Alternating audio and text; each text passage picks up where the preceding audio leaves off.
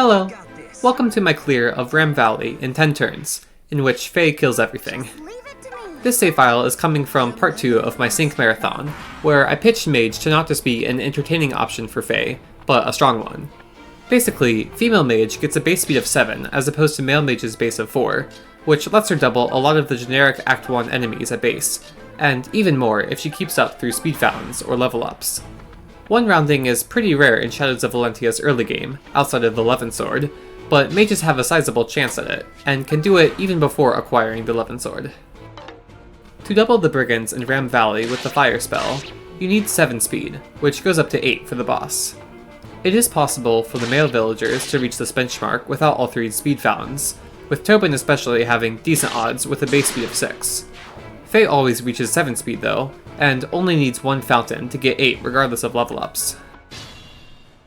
When it comes to damage, you need 10 attack to 2-shot the level 1 Brigands and Archers, and 11 for the level 3 Brigands.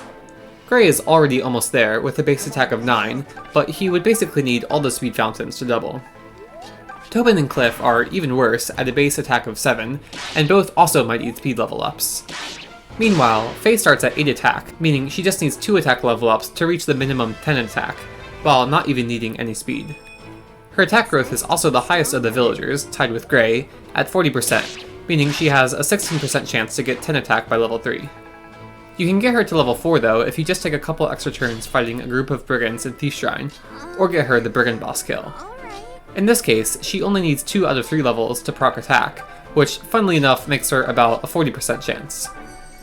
It also stands that you could just reset for a level up, which I believe many players are willing to do for something that is not unlikely and causes a drastic change in performance.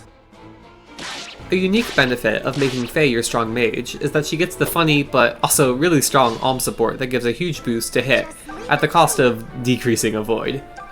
Mages specifically appreciate the hit boost because of how magic has capped hit rates depending on the spell, with fire only having 80. With Alm C support though, Faye gets plus 5 for 85 listed hits, which translates to 94 true hit. This eventually goes up to plus 10 in Act 3, and a massive plus 20 in Act 4. Another benefit of Mage Faye is her solid spell list, with Seraphim at level 8, Sagite at level 12, and even the unique Freeze at level 6 promoted. Like Delphia, she also gets to use a buffed Lady Blade in Act 4, dealing massive damage in Act 5 with Hexblade, and even in Act 6 with Flamberge, but I digress. Faye's survivability is certainly an issue when soloing maps such as this, but by winning on the mountain, I had fairly good odds for one of the first few enemies to miss, even with Alm's avoid lowering support. From there, clearing out the Archer was important for making space for Silk to heal Faye, and Alm was around to protect Silk.